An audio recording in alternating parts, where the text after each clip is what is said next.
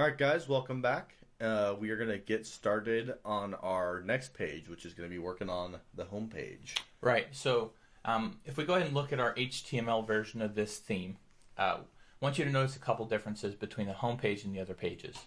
The About page, we have this little content area here with the page title, and the div ID, or the div class, is called top.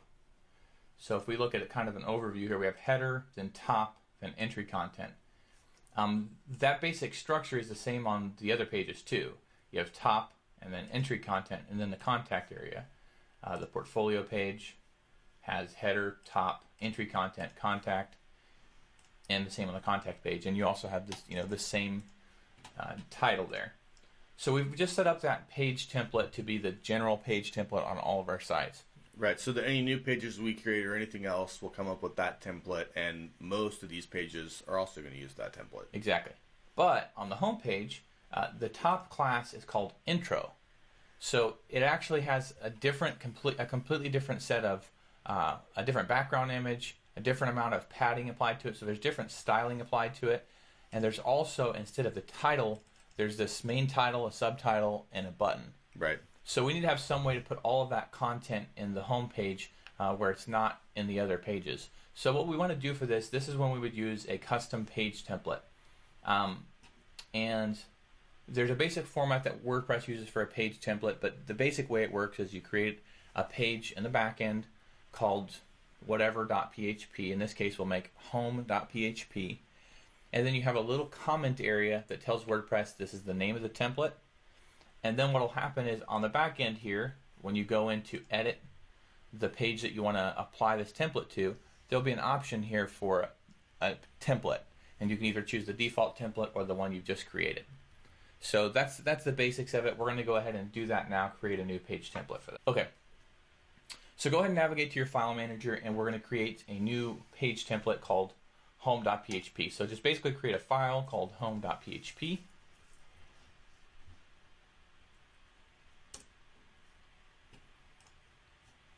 And let's go in and open it up to edit. And then in order to look up the comment section to help WordPress identify this as a page template, let's just look up custom page template, WordPress. Well, we know already that the very first thing you have to do is declare that this is a custom page template. That's going to let us go in and select it. When he said earlier, you could go in and select the page template you wanted. If you don't declare a page template, it won't read it as anything. So that's the very first thing we have to do. That's what he's looking up here. Exactly. So if we just went in here and said, actually, copy the page template information from our page.php, which all of the other pages are using, if we just pasted it in here, WordPress doesn't know what that means necessarily. Right. In the case of home.php, WordPress is always going to look to home.php for the home page, whatever you have set as the home page. So you don't even necessarily have to declare it as a separate page template when you use that specific language of home.php. But if we called it homepage.php or, my custom page template.php, we would need to declare, hey, this is a special page template, and I'm going to decide when to and when not to use it on the back end. So if we click here in the custom page templates, the WordPress codex, your theme files should include a default page template named page.php, which we do have. Your theme may also have one or more custom page templates to display content. For instance, to display content in wider columns. That's a great example. A lot of times you want to have, in a blog specifically, you might have a left sidebar or a left main content area and then a sidebar on the right side. But then other times you want to have a full width template where you use the whole thing. So you might create two different templates for that, one that includes a sidebar and one that doesn't. Right. So that's just a good example of that. Creating a page template. Let's just go to this custom page template. Create a template that can be used by any page. And this is the PHP code we want to add in here. As you can see, it has template name, my custom page. And you can give it whatever code you want, but this is commented out in PHP here. And let's just paste this to the top of our page. This is the part that you'll need for any time you want to create a page template that you want it to show up, and give it the name of, in this case, we'll call it the home page template. Now we can actually just put in something here I'm going to do this. Let's add our code to get the header, so it kind of maintains the integrity of the site a little bit at least, and make sure to put that above the closing PHP tag. That'll clean that up there, and then we'll add another tag down here, which is get footer. So it should maintain the integrity of the site, but the only content we'll have is, hi, this is the homepage template, whenever we select this template. So let's go to our edit page, and let's go ahead and create a new page for this so we don't mess with the existing one, which is already set up correctly. Let's call it home. And as you can see here, the template option now has a drop down. This wasn't even here before, and that's our homepage template. We can put content in here, but it's not going to output because we haven't started the loop and called The content. content, right? So let's publish this, and we've selected our homepage template, and let's go ahead and look at that. Exactly what we'd expect. We call the header, then we say, hi, this is the homepage template, which is in our backend, and then we have the footer and that closing thing. So this is actually exactly what we need to do to start this page template, and then the rest of the stuff we need to basically paste in the code from our home HTML page. Right. So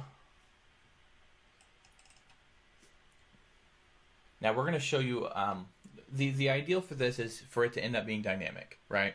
Meaning somebody can go. You never want the client to have to go into the back end and change your PHP code. Because they're not going to be able to. Right. Or HTML. They're not going to know HTML or PHP. So you have to make it dynamically updatable for them. We're going to get there, but first we're just going to paste in the code and show you how to use this page template. And then the next step is we'll make that code dynamic. Right. It's kind of the method we always take. The first thing we want to do is get it working. Right. Once you have something that's functional, then you can make it dynamic. So go ahead and open your index.html page from the HTML template, and we're going to grab the intro div as well as the services div. Now if you remember, the contact is already included in our footer, and everything above the intro, which is the navigation, is already included in our header. So we just want to paste that right in between those two areas. And let's see. I didn't copy the end of that, it looks like.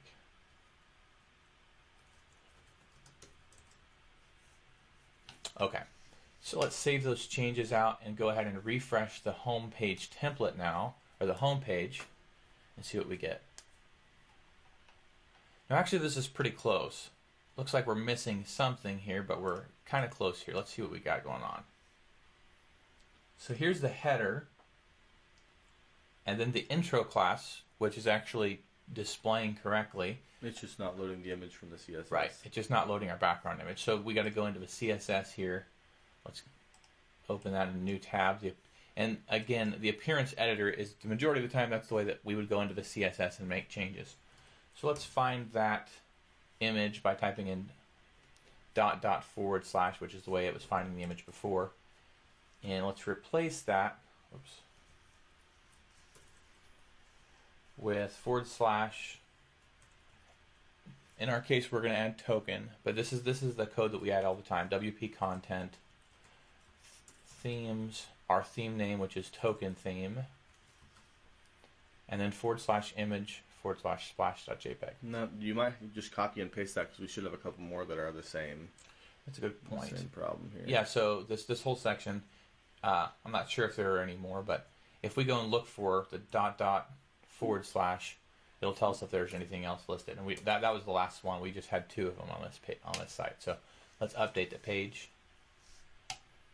Take a look at this now.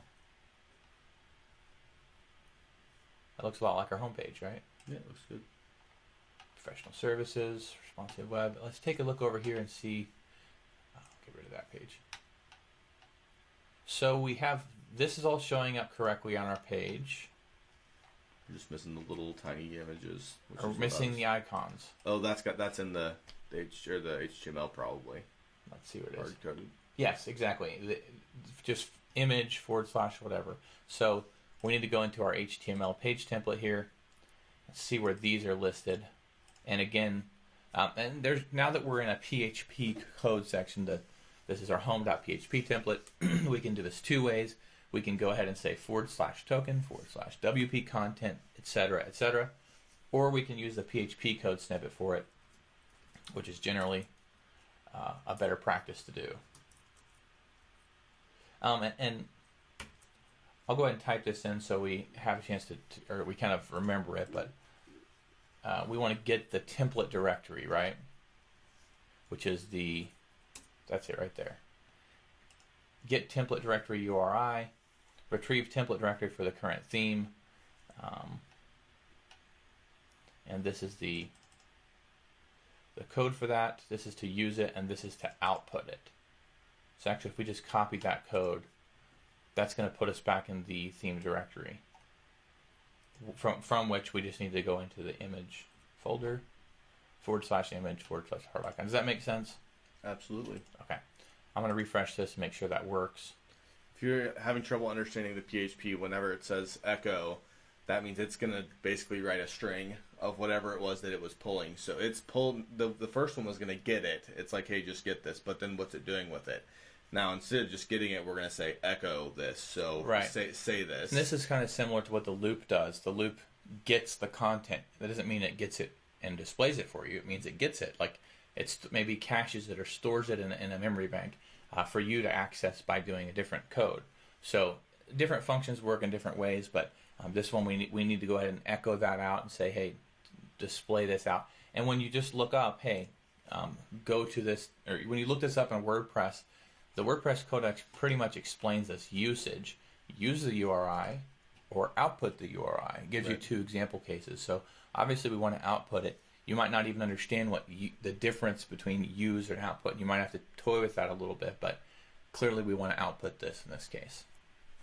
So, okay, I know that works, but we're actually going to go ahead and leave this as is. We're going to back that out, and we're going to make those all dynamic anyway. So we don't need to change all of these right now.